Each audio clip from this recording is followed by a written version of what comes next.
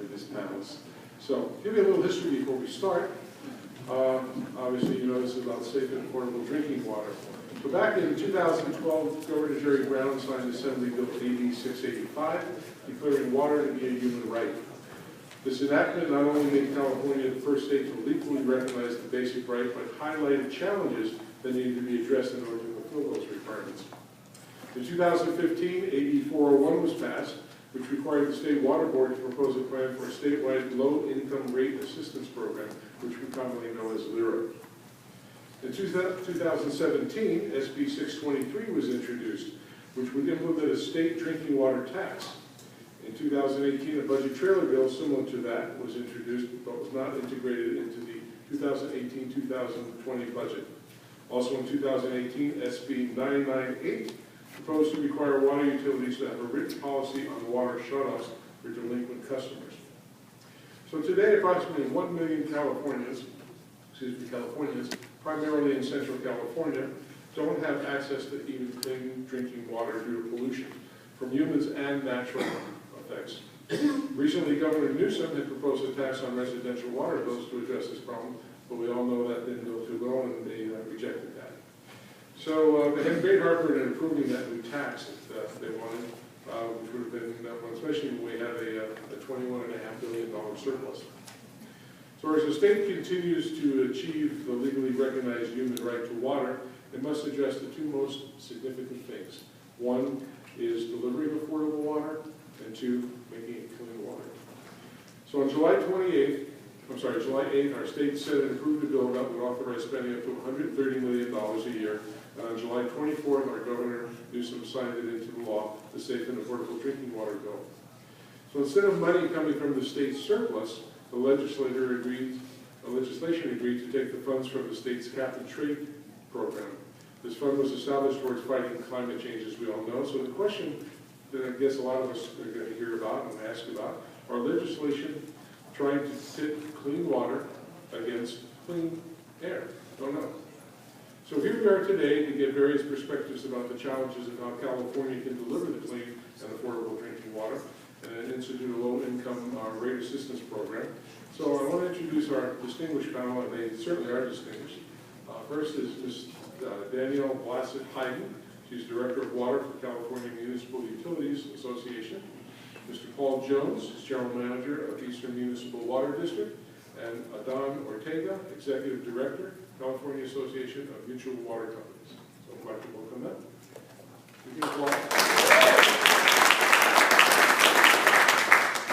Excuse my voice, I got getting a cold, I think. All right, so questions for the panel.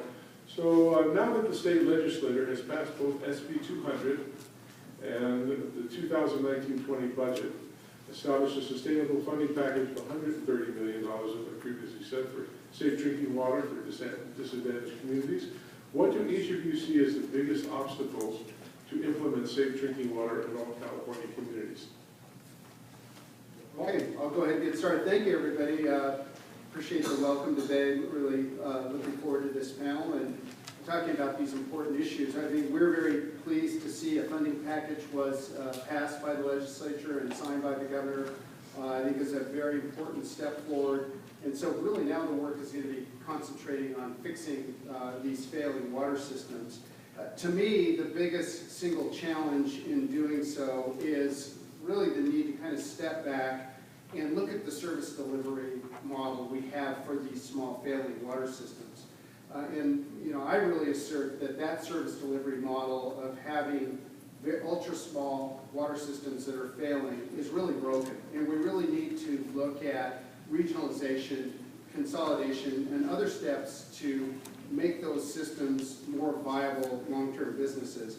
Just to kind of put a little more background on this, there's 264 of these failing systems throughout the state, and 81% of those failing systems, or 215, serve less than 400 service connections.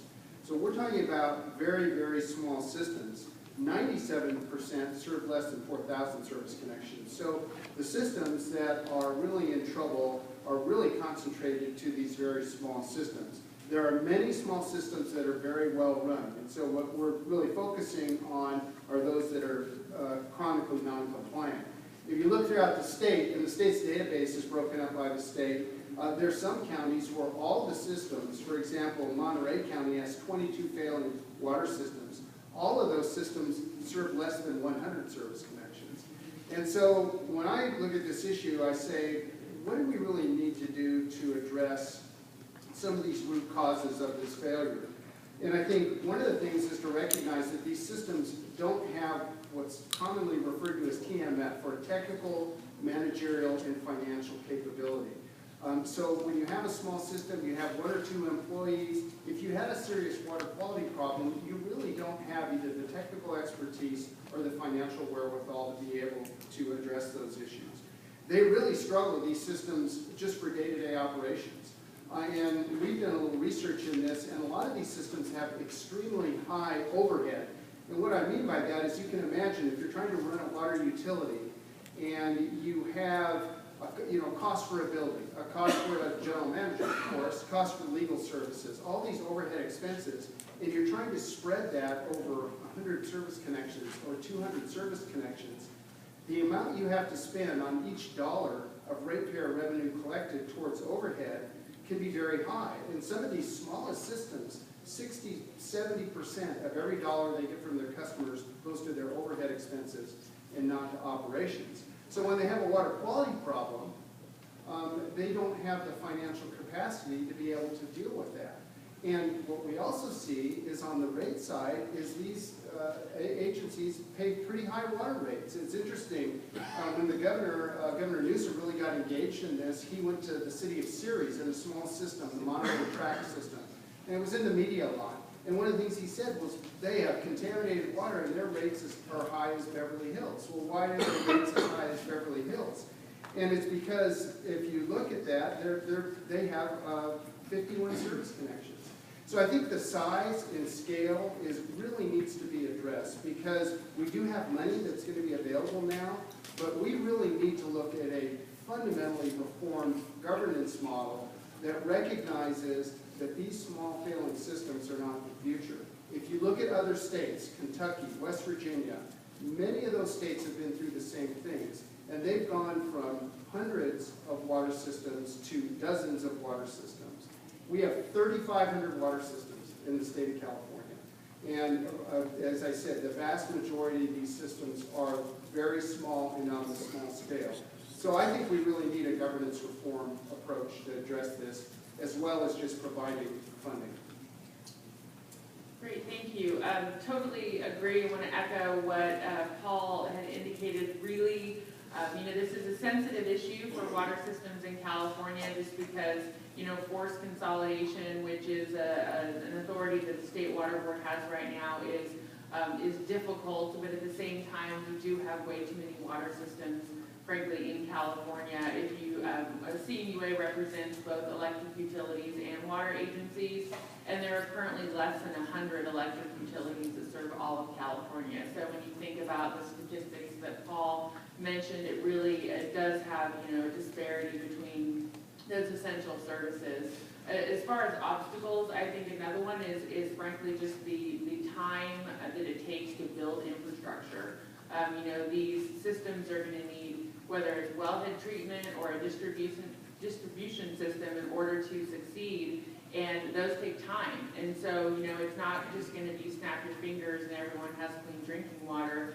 It is going to be, a stepped approach in order to get there. And frankly, as we look towards consolidation, I think local politics is really going to be a struggle.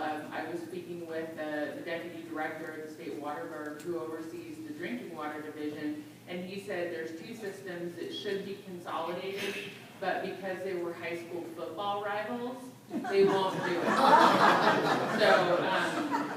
So that just gives you a flavor.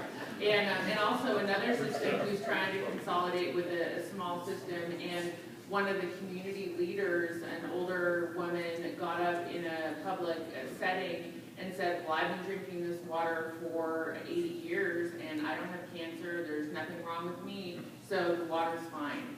and that because she was a community leader, that tanked the ability for the small system to consolidate. So I think those are some of the biggest obstacles, and we're very blessed to have the sustainable funding. We have it for at least 10 years, and we need to get to work to reduce the number of systems and also to start building the infrastructure needed to get these, to get safe drinking water to these communities. Thank you. I represent the small systems in California. The mutual water companies, there's an estimated over 500 mutual water companies that are viable in the state. Most of them fit within the class that Paul has indicated. They have a very small number of connections. Of our 300 members, for example, only 36 have more than 500 connections. So our theory has been that the larger systems help the smaller systems, and part of it is dealing with this dynamic about consolidations. We have systems that want to consolidate, and frankly, they can't get through the state water board process that's currently in place, which is why we're supportive of SB 414, which is sponsored by the Eastern Municipal Water District and CMUA, which basically at least create a step that you would follow in a checklist in order to determine whether a system is viable. In terms of the biggest problem facing the implementation of SB 200 is an observation that was made by the state legislative analysts. The state legislative analysts indicated that even if there was this money allocated to deal with the currently chronically failing systems, the 200 or so systems that are out of compliance right now, that there's a whole tidal wave of more systems that could go out of compliance for a very simple reason. It's what we call the race to the bottom. Because time isn't static, and the state is passing new regulations. And as they're passing new regulation, there's no thought to affordability. To give you an example, the state standard on hexavalent chromium was invalidated in 2016. The state was supposed to come up with an economic feasibility guideline in order to set the new standard, and that has yet to happen.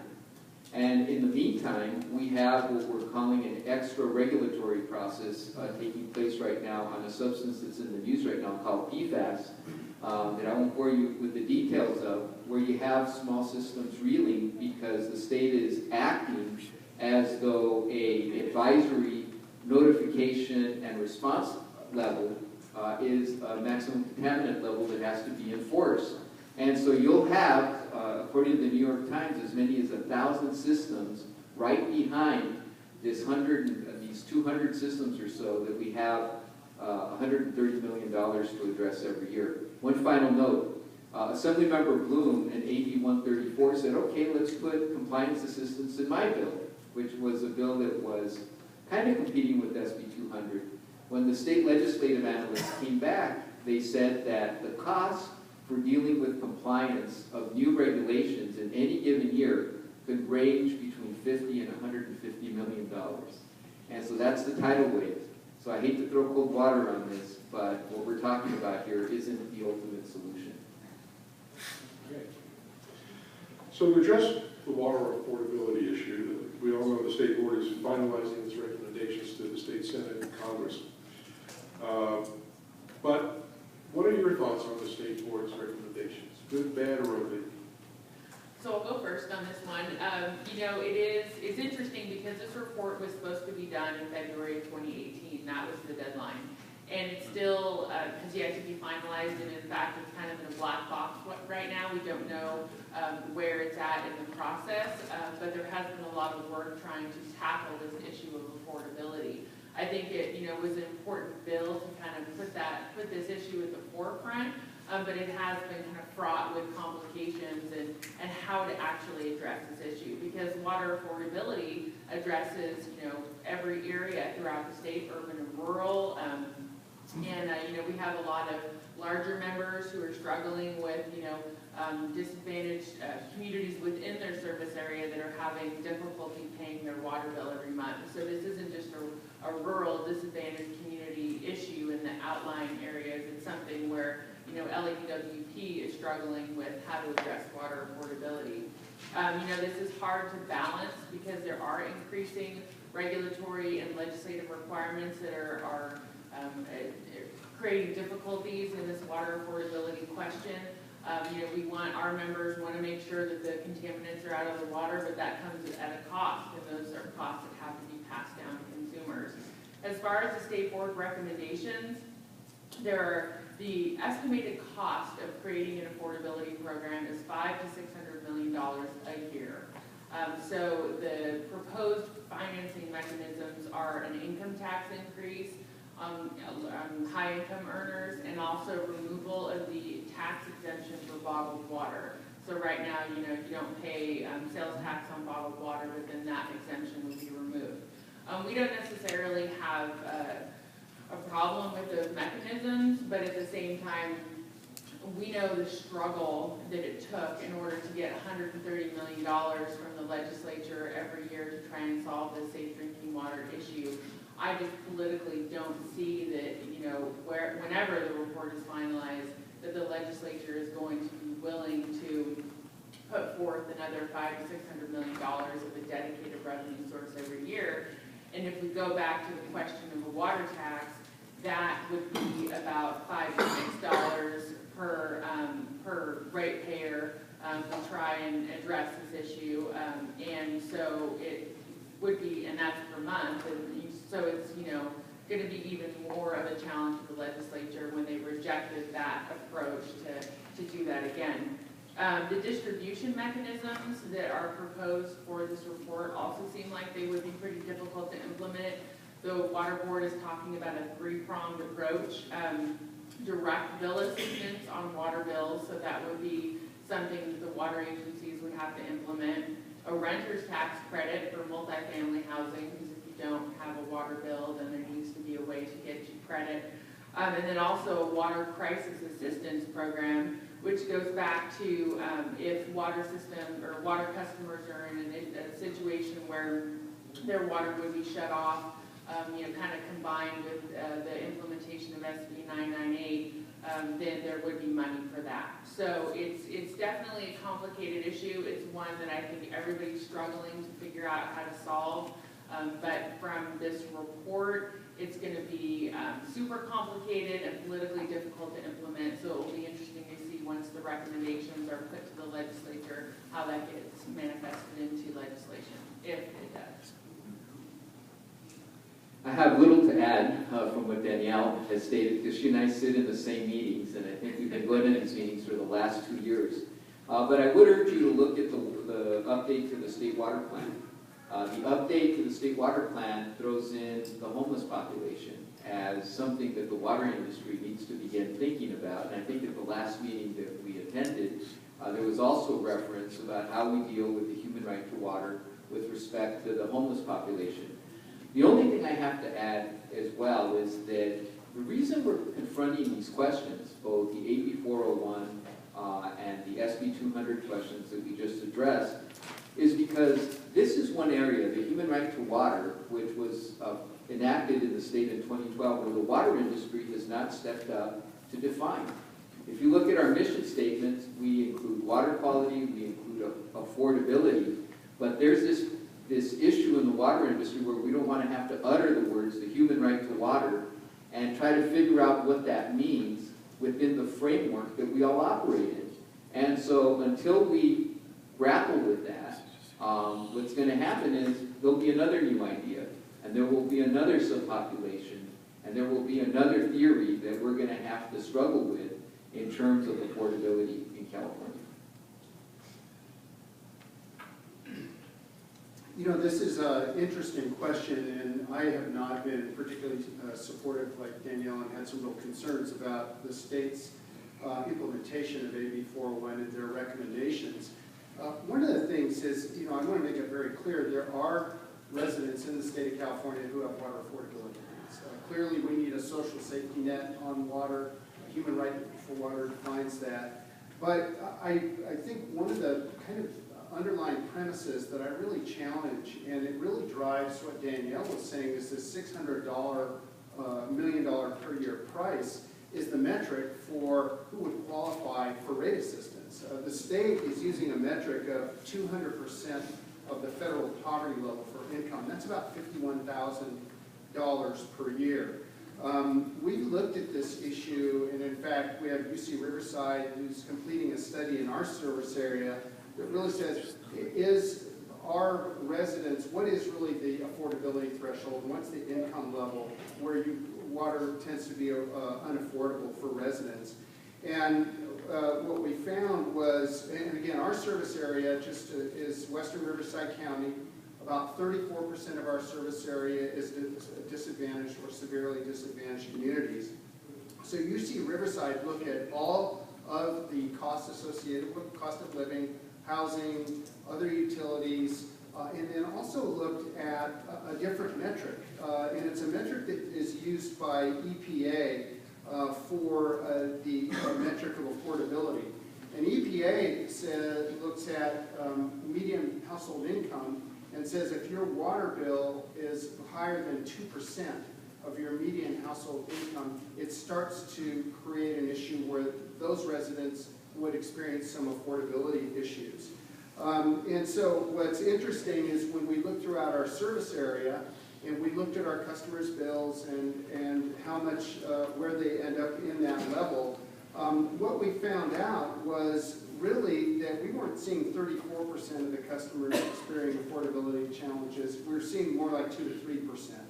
And it's because we looked at this different metric that EPA looks at, and it really doesn't kind of scan with this 200% of the federal poverty level standard. So I think one of the things we need to look at in implementation of this program is, are we looking at the right level where people who really need help are going to get that help, given the limited resources the state's probably going to have. And I think this kind of scans anecdotally too. I mean, let's think about our average utility bills. Statewide, the average utility bill today is $54 a month.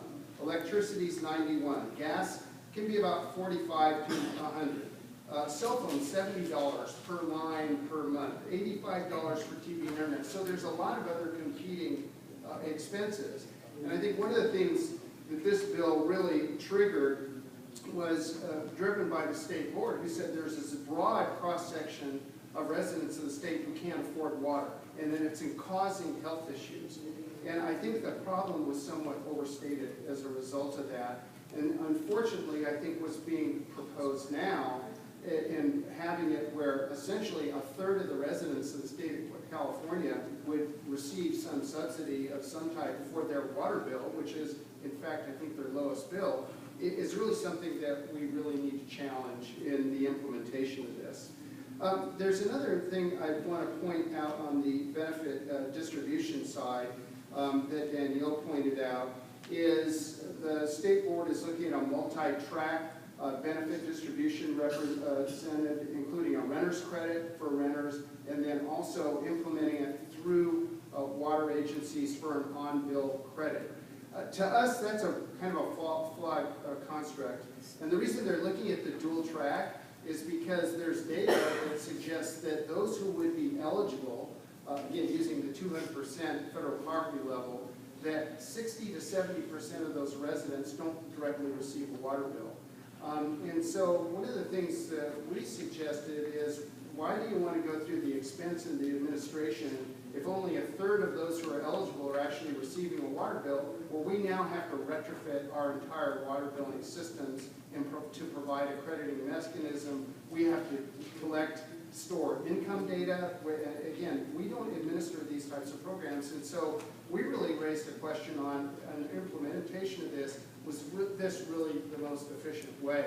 One of the things that was dismissed out of hand was actually some of the existing programs that the state has for public assistance. CalFresh, they have a number of different programs, and one of the things we said is, hey, these programs are set up to provide financial assistance. They know which residents need that financial assistance. There's versions of the program for documented and undocumented residents.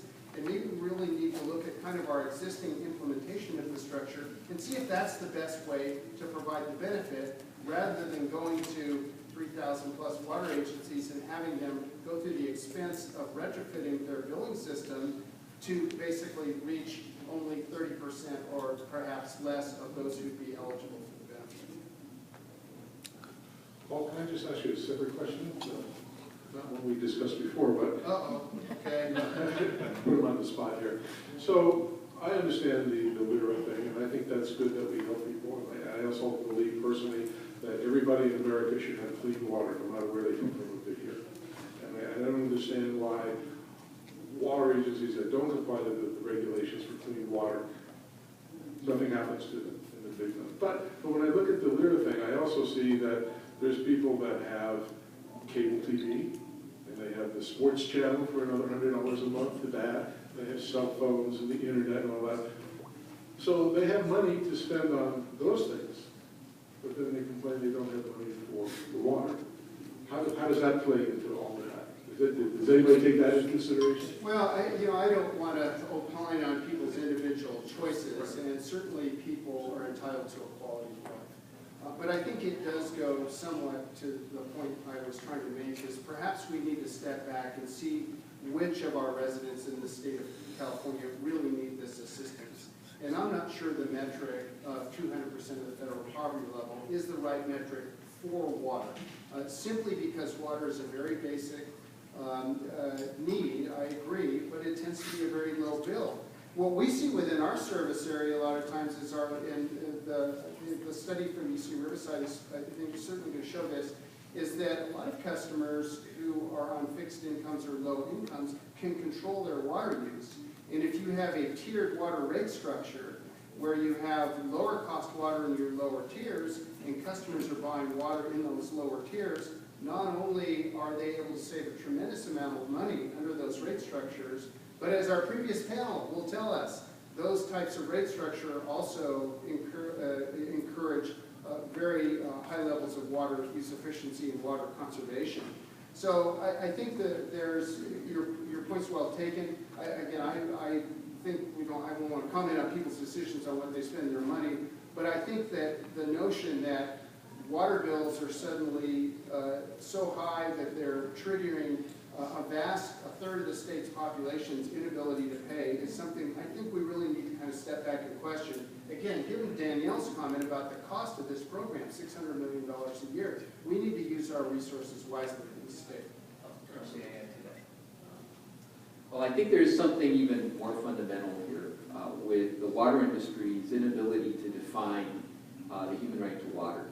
The State Water Board is applying a very permissive approach to the way that they would qualify people to be eligible. Basically, to be eligible would be synonymous with an honor program that's synonymous with what the power industry does, where they verify compliance with the income standard based on a survey of the people already participating. I think they sample like 5%. And then if you're found to exceed the income limit within that 5% sampling group, then they kick you out. They kicked my dad out last year. So that's one portion of it. But what I think the dynamics that Paul and Danielle have illustrated is that the State Water Board and the state in general is taking the approach that the human right to water is about the right to the water itself. And we're forgetting that wherever you have rights, there's responsibility. And we're forgetting the responsibility part of this equation. Because, for example, the original threshold for the amount of water that you would subsidize was the disincentive to conservation, for example. And we had to argue that back. Like, if you are so permissive, then you're going to ruin our incentive programs for conservation. So I just want to emphasize that until we define where the responsibility part is in the human right to water, it's going to be a giveaway more than anything. I just want to close with this comment. I think this is a great point, Adan. When the hearings were going on for this bill, there were a number of speakers from the environmental justice community who are basically saying the human right to water is the human right to free water. That basically there should be no charge for water. And I think it's, I'm not saying that's the way the state's going, but as Adan points out, is you have an access to safe, affordable water, but you don't have an access to free water.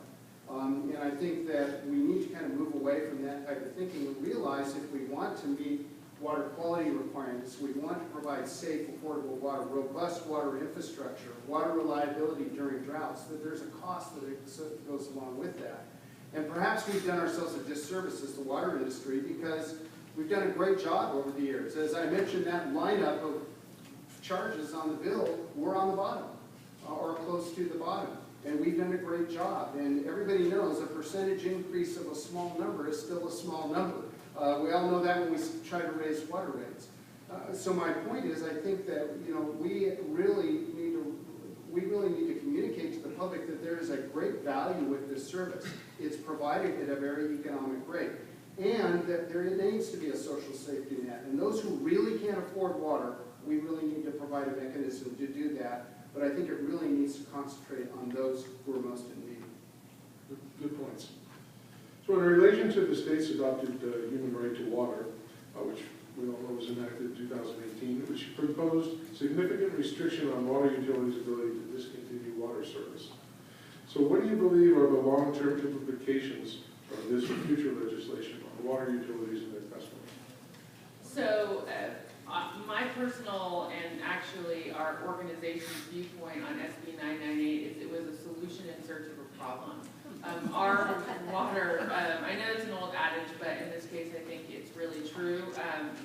We surveyed our members and had a lot of discussions about how discontinuing water service works in their service areas.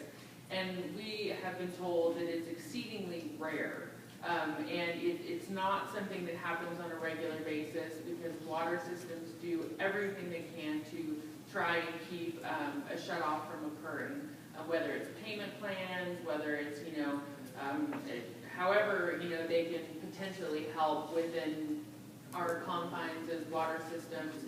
It's something that they work on. And so even if it does happen, it usually is something that happens in a very short time frame. Water is turned on, soon after it's shut off. And so we really think SB 998 was unnecessary.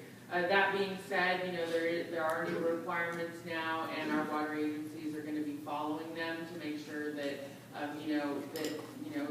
if a family has medical issues or there's some other need and they fit into certain criteria, then their water is not shut off.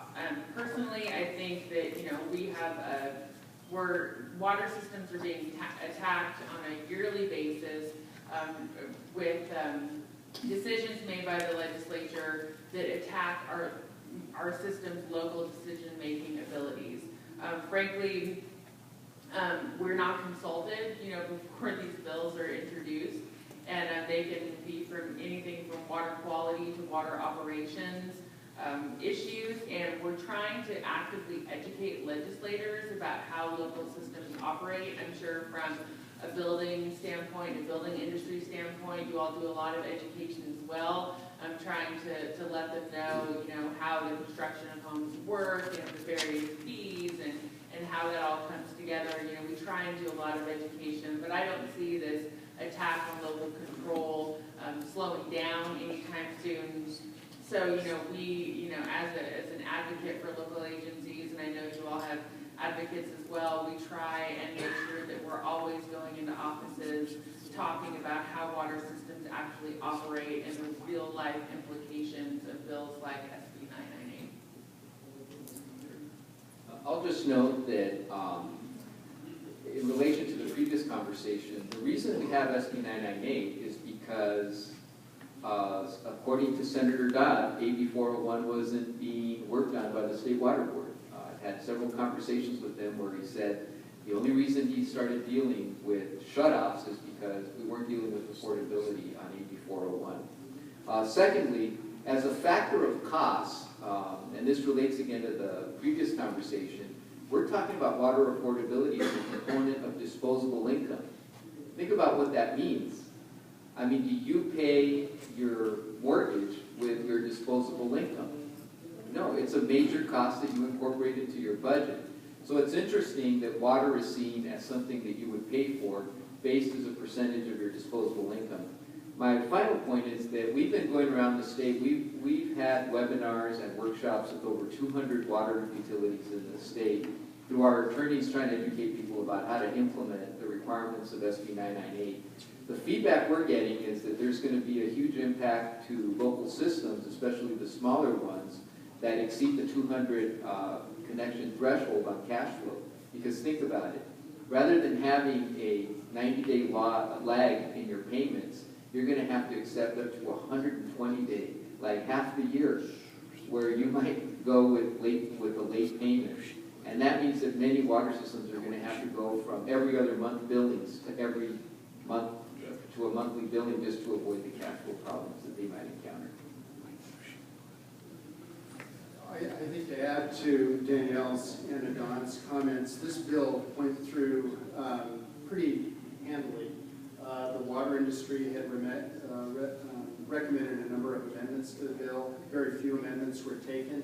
It seemed like a kind of an issue, as Danielle said, in search of a problem that was really based on a lot of anecdotal evidence. Really, there's no actual data that we ever found or could be provided that there's actual health and safety impacts as a result of agencies discontinuing service. They did look at some raw shutoff data that we had, but we shut off accounts for a number of different reasons that don't have anything to do with non-payment. Somebody sells a house and they forget to turn down the account. That's counted as a shutoff. A renter leaves mid-month. That's counted as a shutoff. So, you know, there's a number of different things that went into that data that was really not indicative of a potential problem. The other problem was, as Danielle pointed out, is we really weren't consulted on what our existing practices are. And Danielle says, as a water utility manager, we do absolutely everything we can to continue service with customers. If you think about it, it is very, very expensive for us to have to discontinue service. We have to do 3 truck rolls, as we like to put it. We have to go out, have the truck put the notice physically on the door. We then have to go out, shut off the meter. We then have to go back and turn on the meter. So it's a very, very expensive process for us, and we absolutely work with all of our customers to attempt to put them on a payment program. And we do payment programs on top of payment programs, because at the end of the day, not only does it cost us a lot of money to go out and address those customers, and there's a great expense, but if we were to shut off a customer permanently and then put their bill to collections, we may basically get 10 to 20% of what their water bill is, and it's a very paltry amount. So we're not going around saying, aha, we want to shut that customer off because they haven't paid. But the bill does put in a lot of new restrictions. As Adan pointed out, if you're under a bi-monthly billing, we do a monthly billing, but it can be 120 days or more before a customer is declared as late and that you could commence with shut-off procedures. I think the recommendations in the bill that if a customer has a severe health issue, if they're and can provide other evidence that they shouldn't be shut off, we certainly will work with the customer that. So that's probably acceptable. Except now, do I want to have to collect customers' medical data and put that and keep that to justify why we are not discontinuing service? And then the other thing is there's a number of appeal processes, so customers can appeal forever. And there's requirements in the bill that said, well, to reconnect a customer, you can't charge more than $50 for a reconnection fee. Well, that doesn't relate to my cost of service. It may cost me more than $50. So, I mean, there's a lot of things that really beg the question of, is this level of local control necessary? And I think that's the biggest problem I have with the bill, is it sets a precedent. And I'm concerned about the next round, which just says, hey, there's certain customers that you just cannot shut off. And when I go to that meeting with Moody's, S&P on my next bond sale, and they say, gosh, can I understand that basically your customers don't have to pay your bills, and that's your main revenue source for repayment of the bond? That's a problem. We're running, and I don't mean this in a callous way, we're running a municipal corporation. And that municipal corporation is owned by the public. So we have a responsibility. So I think there are some kind of long-term issues that this may create and this type of intervention by the state may create, particularly when it's on an issue that really, in my mind and in a lot of people's mind, was not well justified. Great points. So increases in water structure and operation costs are driven in part by regulation, as we all know. So what do you see some of the biggest drivers of potential increased costs to the water providers that impact customer affordability? And the second part of that, what do you think the state board and other regulators could do to reduce the overall cost and burden of the regulation on the water industry? Well, I could go on for a long time about what the state board could do. But I think, frankly, the panel that was up before, if that's going to be a huge cost driver, is how water agencies are going to be able to meet these water efficiency targets. There's going to be a lot of work that goes into that. I think that emerging contaminants like PFAS and a constant drumbeat, frankly, to reduce drinking water standard levels.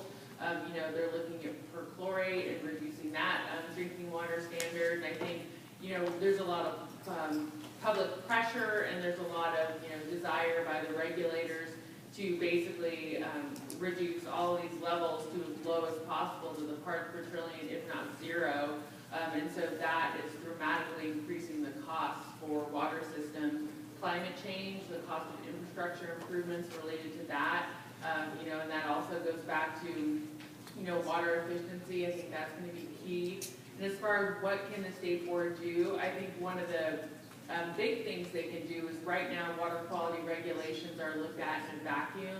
So when we talk about affordability, even though the water board is now having to actually do economic feasibility analysis, which they haven't really done well in the past, you have one particular regulation that is looked at as, what is the affordability issue for that particular regulation, but they don't look at the system holistically, and if they're already treating for, multiple other contaminants, how does that fit into the overall water bill and the cost to the water system? Because if you're already treating for nitrates and arsenic, and then you just happen to have PFAS or Chrome-6 in your system, you get to the point where all of these treatments, because a lot of times they're different, it becomes unaffordable. And so I think the water board could really take a look at how do we view water quality regulations from a holistic standpoint to try and address the larger issue of affordability that we've been talking about today.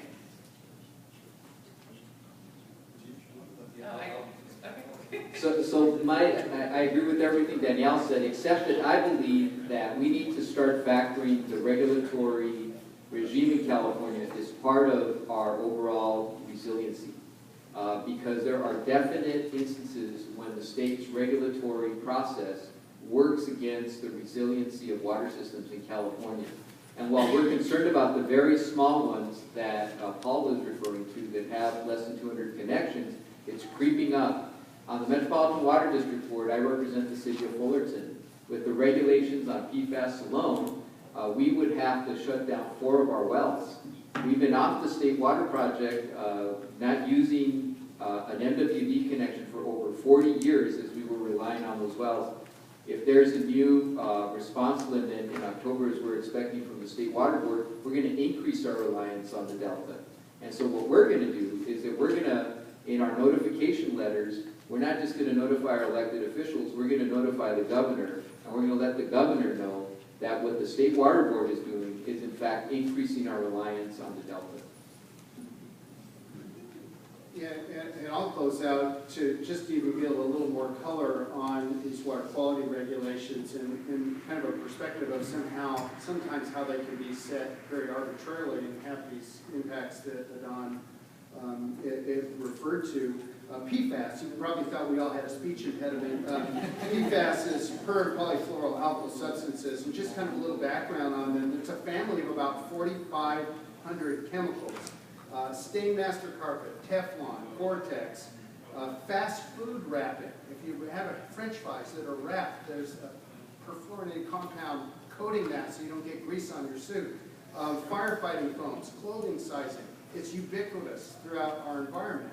And as Adan pointed out, what happens many times is the state regulators basically are concerned about these emerging contaminants, so they set these very, very aggressive, what they call notification levels and response level. A notification level says you have to notify your customers that it's in your, or basically the elected officials in the service area, that it's in your drinking water. A response level is where the state board, the Department of Drinking Water, recommends that you don't serve the water to your customers. So there's no scientific basis for that. There's based on kind of information that they have. There's no maximum contaminant that's established by credible health studies. It's just a potential concern. But I want to know what agency, if the state board's making a recommendation that we should not serve that water, is going to continue to serve that water. So essentially we have to take those water sources out of service. So, you know, the problem that we see with these contaminants is, are there a real health benefits associated with removing them or not having them in the water source? We're talking about a state of California change right now that's based on a single, unpeer-reviewed, unpublished rodent study that's recommending that they cut the notification and the response levels almost in half. And we're talking about trace on the parts per trillion level. When people ask me, well, what's a parts per trillion? How do I put that in context? A part per trillion is 1 second in 32,000 years. So you can imagine the trace amounts that we're talking about. In fact, with PFAS, what's so odd is it's so ubiquitous in the environment. In fact, probably 85% of you in this room have some trace of it. It's so ubiquitous in the environment that those who are taking the water quality samples, there's criteria. They can't have eaten fast food. They can't wear new clothes that are unwashed because of the sizing. May have perfluorinated compounds in it.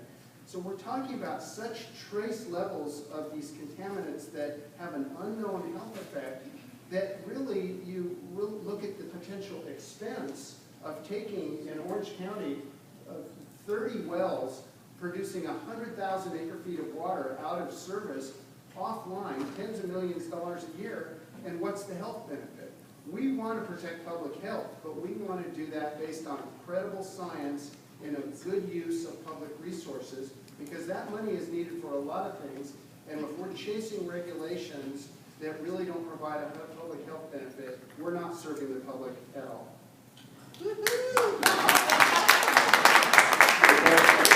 I have a rule of thumb. If I go to sleep at night and I turn the lights off and I'm not glowing, use the water source.